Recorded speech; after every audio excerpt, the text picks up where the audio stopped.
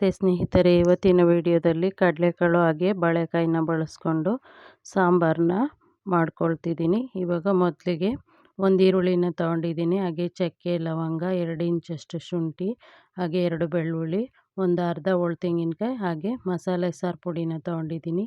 ಜೊತೆಗೆ 3 tomato cut ಮಾಡಿ ಇಟ್ಕೊಂಡಿದ್ದೀನಿ, ಪುದೀನ ಕೊತ್ತಂಬರಿ, ಒಗ್ಗರಣೆಗೆ 1 ಈರುಳ್ಳಿ, ಹಾಗೆಯೇ 1 ಬೌಲಷ್ಟು ನೆನೆಸಿರೋ ಕಡಲೆಕಾಳು, ಹಾಗೆಯೇ ಒಂದು 5-6 ಬಾಳೆಕಾಯಿನ ತೊಗೊಂಡಿದ್ದೀನಿ ಸಣ್ಣ ಗಾತ್ರದ್ದು.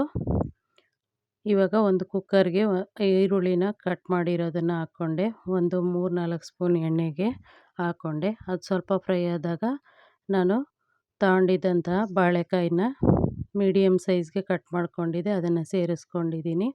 ಆನಂತರ ಅರಿಶಿನ ಪುಡಿ ಸೇರಿಸ್ಕೊಂಡು ಈ ರೀತಿ ಮಿಕ್ಸ್ ಮಾಡ್ಕೊಳ್ತಾ ಸ್ವಲ್ಪ ಹೊತ್ತು ಬೇಯಿಸ್ಕೊಳ್ತೀನಿ. 1-2 ನಿಮಿಷ ಬೇಯಿಸ್ಕೊಂಡ ನಂತರ ನಾನು ಇದಕ್ಕೆ ನೆನೆಸ್ಕೊಂಡಿದ್ದಂತಹ ಕಡಲೆಕಾಳನ್ನ ಸೇರಿಸ್ಕೊಂಡಿದ್ದೀನಿ. ಒಂದು 4-5 ಗಂಟೆ ನೆನೆದ್ರೆ ಸಾಕು, ನಾನು ರಾತ್ರಿಯೇ ನೆನೆ ಹಾಕ್ಕೊಂಡಿದ್ದೆ. ಇವಾಗ ರುಬ್ಕೊಂಡಿರೋ ಮಸಾಲೆನ ಸೇರಿಸ್ಕೊಳ್ತಿದ್ದೀನಿ. ಇದಕ್ಕೆ ನೀರನ್ನ ಮೊದಲೇ ಕುದಿಯೋಕೆ ಇಟ್ಕೊಂಡಿದ್ದೆ, ಆ ನೀರನ್ನ ಸೇರಿಸ್ಕೊಳ್ತಿದ್ದೀನಿ. ನಮಗೆ ಎಷ್ಟು ನೀರಂಗಿರಬೇಕೋ ಅಥವಾ ಗಟ್ಟಿಗಿರಬೇಕೋ ಸಾಂಬಾರು, ಅದಕ್ಕೆ ತಕ್ಕಂಗೆ ನೀರನ್ನ ಸೇರಿಸ್ಕೊಂಡು ಆನಂತರ ರುಚಿಗೆ ತಕ್ಕಷ್ಟು ಕಲ್ಲುಪ್ಪನ್ನ ಹಾಕ್ಕೊಂಡಿದ್ದೀನಿ. ಇದು ಕುದಿಯುವಾಗ ಒಂದು ಸರಿ ಮಿಕ್ಸ್ ಮಾಡಿ ಕುಕ್ಕರ್ ಕ್ಯಾಪ್ನ ಕ್ಲೋಸ್ ಮಾಡಿ 1 ವಿಸಿಲು ಕೂಗಿಸ್ಕೊಳ್ತೀನಿ.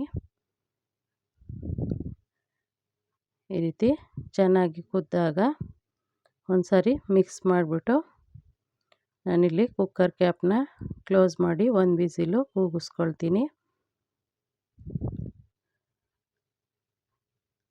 ಇವಾಗ ಕುಕ್ಕರ್ ಕೂಗಿದೆ. ತಣ್ಣಗಾದ ನಂತರ ನಾನು ಕ್ಯಾಪ್ನ ಓಪನ್ ಮಾಡ್ಕೊಳ್ತಿದ್ದೀನಿ. ಈ ರೀತಿ ಓಪನ್ ಮಾಡಿಕೊಂಡು ಮಿಕ್ಸ್ ಮಾಡಿಕೊಂಡ್ರೆ ಸಾಂಬಾರು ರೆಡಿಯಾಗುತ್ತೆ. ಧನ್ಯವಾದಗಳು ಸ್ನೇಹಿತರೆ.